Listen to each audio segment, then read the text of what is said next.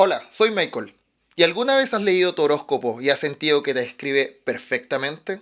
¿O has escuchado a alguien decir, la medicina tradicional no me ayudó, pero esta terapia alternativa sí? Porque si es así, ocurre algo muy inquietante. Muchas de las cosas que creemos, no las creemos porque realmente sean verdad. Las creemos porque nuestro cerebro es muy bueno encontrando patrones, incluso cuando no existen. Y es aquí donde pueden entrar las cosas de las cuales vamos a hablar en este video. Las pseudociencias. Es decir, ideas que se disfrazan de ciencia, que usan palabras técnicas, que suenan inteligentes, que a veces incluso parecen funcionar, pero que al final no resisten una investigación real. Y ojo, esto no se trata de burlarse de la gente que cree en ellas, porque todos, absolutamente todos, somos vulnerables a creer en esto. Entonces, la verdadera pregunta que surge de esto no es ¿cómo puede alguien creer en esto? En este canal analizamos todo desde un enfoque científico. Por lo tanto, en esta ocasión la pregunta será ¿por qué el cerebro humano es tan fácil de convencer? Con esto en mente, en este nuevo video de Tirano Blog vamos a entender qué es realmente una pseudociencia, por qué nos resultan tan convincentes y cuáles son algunas de las más famosas y peligrosas. Así que prepárate porque algunas están mucho más cerca de lo que crees. Pero antes de hablar de astrología, homeopatía u otras cosas raras, te invito a que te suscribas a mi canal, que le des like a este video, porque con esto me estarías ayudando a seguir adelante con este proyecto y así traerte mucho más material interesante. Así que vamos allá. Para adentrarnos mejor en este tema, necesitamos entender qué convierte algo en ciencia real y qué hace que otra cosa solo parezca ciencia. Miren esto.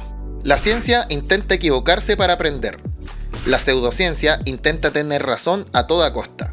Esa es la diferencia que lo cambia todo. Porque la ciencia acepta algo incómodo, que puede estar equivocada. Las pseudociencias, en cambio, suelen funcionar al revés. Si fallan, será porque la energía no fluyó, el paciente no creyó lo suficiente, Mercurio estaba retrógrado, o simplemente la ciencia aún no puede explicarlo. Siempre tienen una salida.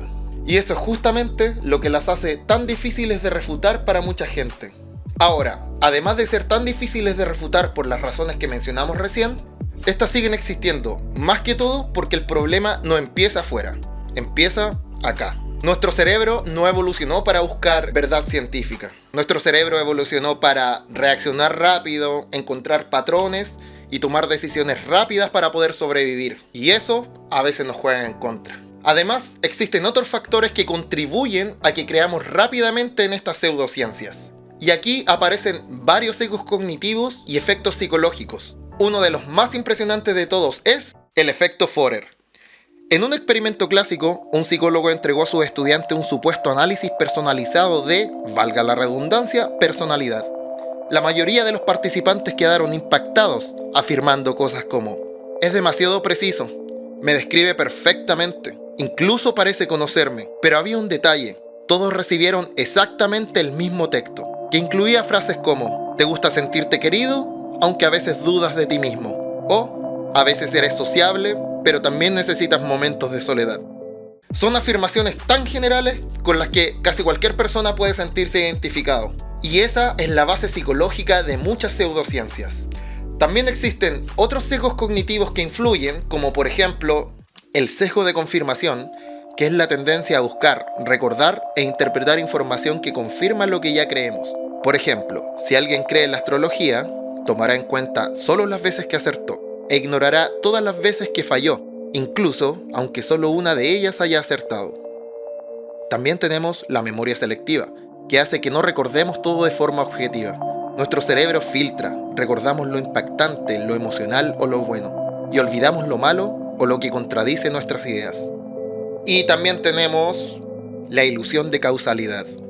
Si vieron el video de las falacias argumentales, esto les recordará algunas de las que vimos. Consiste en ver relaciones donde solo hay coincidencias. Por ejemplo, me tomé este té y se me pasó el dolor, entonces el té me curó. Quizás el dolor se iba a ir igual. Todos estos sesgos contribuyen a la rápida aceptación y rápida creencia de las pseudociencias. Y ahora sí, vamos a profundizar en algunas de las pseudociencias más conocidas. Y me gustaría que mientras las escuchas te fijes en algo.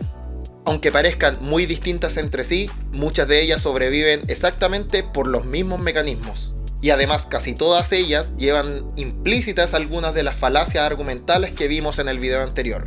Número 1. Astrología. Básicamente, la astrología sostiene que la posición de los planetas y estrellas al momento de tu nacimiento influye en tu personalidad y también en tu destino. Nace hace más de 2000 años, especialmente en Babilonia, donde se utilizaba para predecir eventos importantes como cosechas o decisiones políticas. Con el tiempo se mezcló con creencias griegas y romanas y terminó evolucionando hacia lo que hoy conocemos como horóscopos. En esa época no existía la astronomía como ciencia moderna, así que la astrología y el estudio del cielo eran prácticamente lo mismo. ¿Y qué pasó después? Con el avance de la astronomía, especialmente desde Copérnico, Kepler y Galileo, entendimos que los planetas no tienen ninguna influencia directa sobre nuestra personalidad. Además hay un problema astronómico importante. Las constelaciones ya no están en la misma posición aparente que tenían hace más de 2000 años, debido a un fenómeno llamado precesión de los equinoccios. La astrología tradicional se basa en la idea de que, a lo largo del año, el Sol atraviesa las 12 constelaciones del zodiaco, ubicadas sobre la eclíptica, es decir, el recorrido aparente del Sol en el cielo. Sin embargo, debido al lento cambio en la orientación del eje terrestre, el mapa estelar visible desde la Tierra ha variado con el tiempo, por lo que las fechas actuales de los signos ya no coinciden con las posiciones originales de las constelaciones. Además existen otras constelaciones que también intersectan la eclíptica, como Fiuco por ejemplo, que normalmente no se considera en el zodíaco tradicional. A esto se suma otro detalle: el Sol no permanece en el mismo tiempo en cada constelación. Por ejemplo, atraviesa Escorpio en cerca de 3 semanas, mientras que en Virgo permanece aproximadamente un mes y medio. Aunque durante siglos la astronomía y la astrología estuvieron profundamente relacionadas, con el tiempo tomaron caminos completamente distintos. La astronomía evolucionó como una ciencia basada en observación, matemáticas y evidencia comprobable. La astrología, en cambio, fue quedando fuera del ámbito científico, cuando sus afirmaciones comenzaron a ponerse a prueba y no lograron demostrar resultados mejores que el azar. De hecho, varios estudios han evaluado la capacidad predictiva de la astrología. Uno de los más conocidos fue realizado por el físico John Carson y publicado en la revista Nature en 1985. En el experimento, astrólogos profesionales intentaron identificar perfiles psicológicos basándose en cartas astrales, pero sus resultados no fueron más precisos que simples elecciones al azar. Sigue siendo popular porque es personal, emocional y utiliza descripciones ambiguas que encajan con casi cualquiera: el efecto Forer. Además, ofrece algo que la ciencia no promete: certeza sobre el futuro. Número 2. Homeopatía. La homeopatía se basa en 2 principios: lo similar cura lo similar y cuanto más diluido, más potente. Así, tal cual. Fue desarrollada a finales del siglo XVIII por Samuel Hahnemann, un médico alemán. En esa época, la medicina tradicional era bastante agresiva. Se usaban sangrías, mercurio, etc. Así que las alternativas menos invasivas parecían más seguras. Por eso se volvió tan popular. ¿Y cómo es que la homeopatía funciona? Se diluyen sustancias una y otra vez hasta niveles extremos. En muchos casos, la dilución es tan grande que no queda ni una molécula de la sustancia original. Los homeópatas argumentan que el agua recuerda la sustancia. El problema científico es que no existe evidencia de que el agua tenga memoria de ese tipo. Y cuando se prueban estos tratamientos en estudios controlados, no funcionan mejor que un placebo. Fue descartada porque no supera pruebas clínicas rigurosas, ni tiene un mecanismo compatible con la química y la física conocidas. ¿Y entonces por qué siguen existiendo? Porque el efecto placebo es real y porque muchas enfermedades se curan solas con el tiempo. La gente suele asociar la mejora con el tratamiento. Número 3. Ufología. Esta les va a gustar a muchos, sobre todo por las últimas cosas que han pasado. La ufología, como muchos de ustedes sabrán, es la creencia e investigación relacionadas con ovnis, objetos voladores no identificados, u hoy llamados UAP, o fenómenos anómalos no identificados por sus siglas en inglés, con la idea de que algunos podrían tener origen extraterrestre. Y aquí hay algo importante desde el principio: que algo sea no identificado no significa que automáticamente sea alienígena. ¿Recuerdan?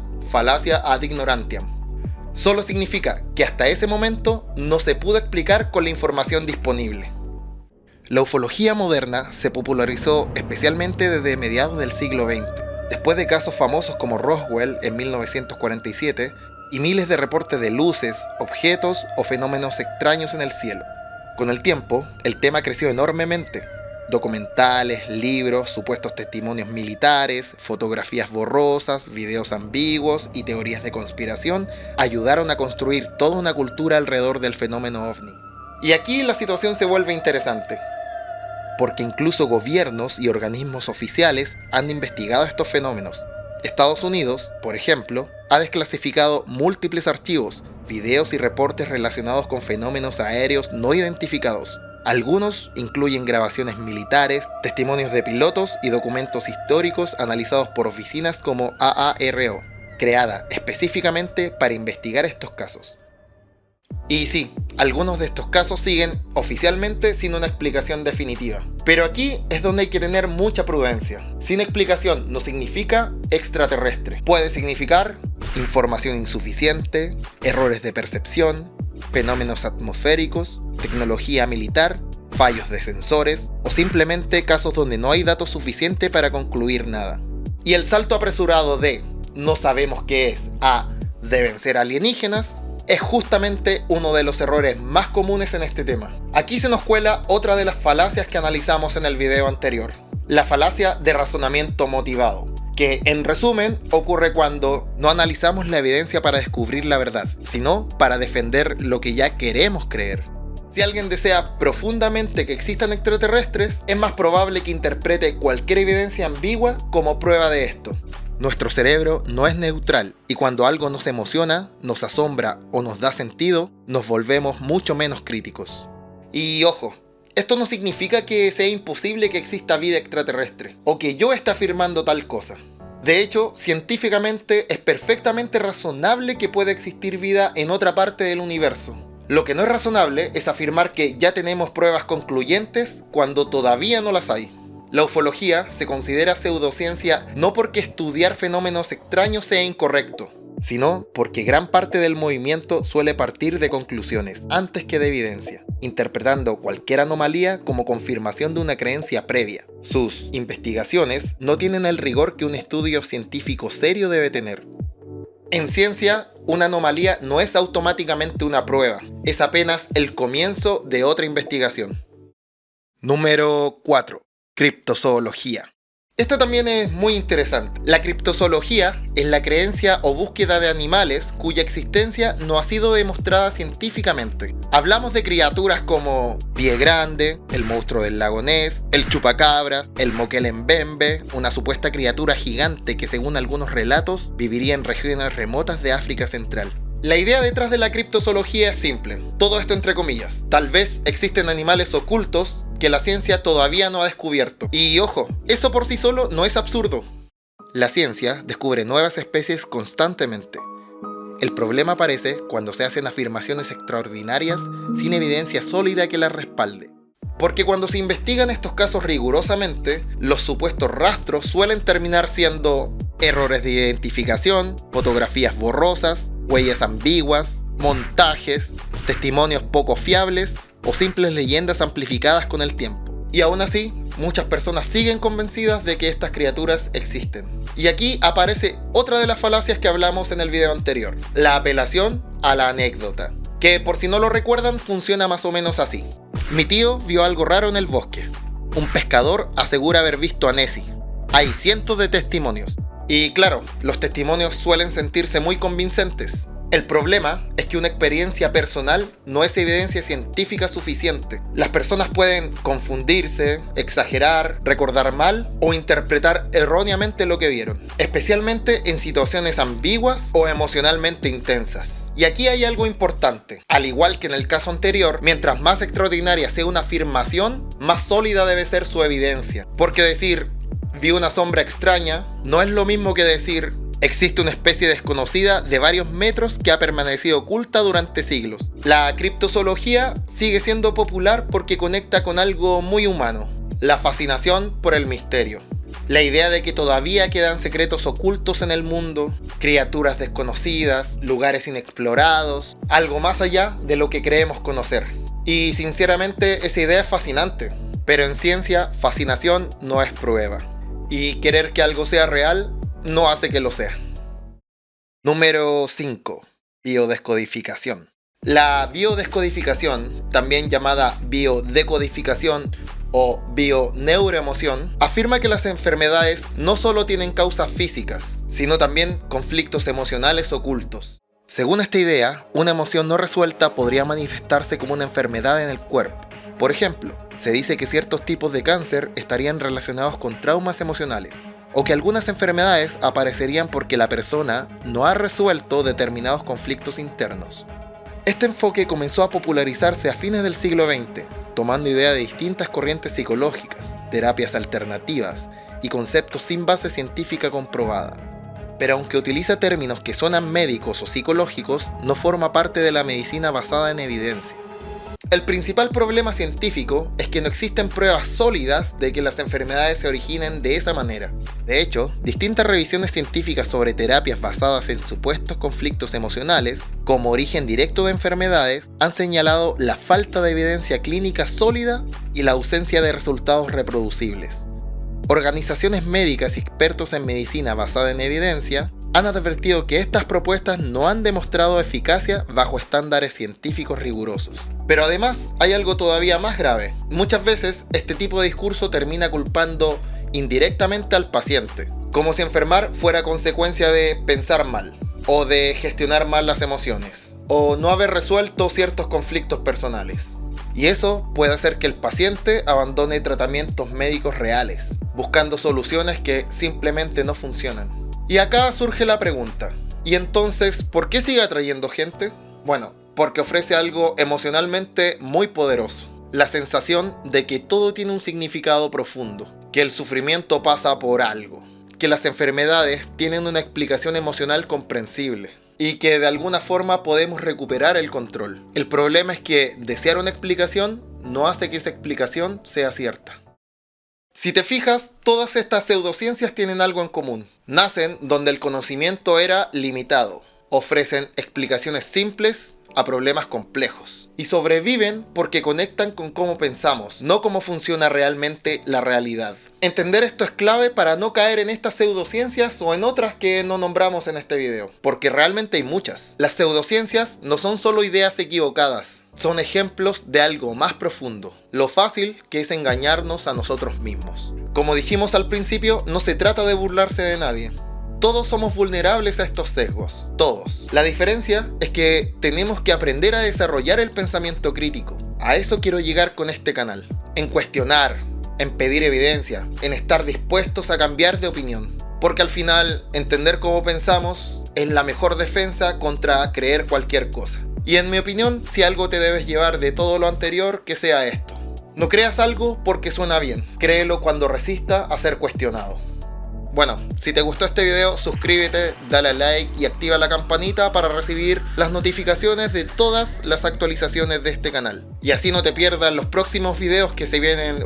Papu. No quiero hacer spoiler, pero te cuento también que este es el cierre de una trilogía en donde vimos cuál es la mayor certeza en ciencia y la diferencia con su significado coloquial. Vimos también cuáles son las principales falacias y cuáles son las principales pseudociencias. Todo esto con el fin de evitar errores comunes a la hora de desarrollar nuestra argumentación para hablar de ciencia. Y bueno, como este es mi blog, les voy a contar algo. Yo tengo una especie de TOC con el número 3. Por ejemplo, en Pokémon GO tengo mis Pokémon ordenados en filas de A3. Lo mismo para mis fotos de Instagram. Los iconos de mi escritorio deben estar en columnas de 3, me gustan los tríos, mucho más que las escalas, etc.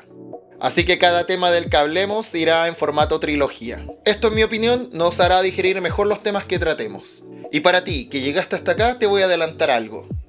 En la siguiente trilogía vamos a hablar de un tema muy interesante, un tema que les gusta mucho a todos, sobre todo a mí, y que le da el nombre a este canal. Ya te imaginarás qué es. Sí, dinosaurios. Vamos a desmentir algunas creencias como este meme, pero no te quiero adelantar más. Solo decirte que nos vemos en el próximo video de Tiranoblog. Adiós.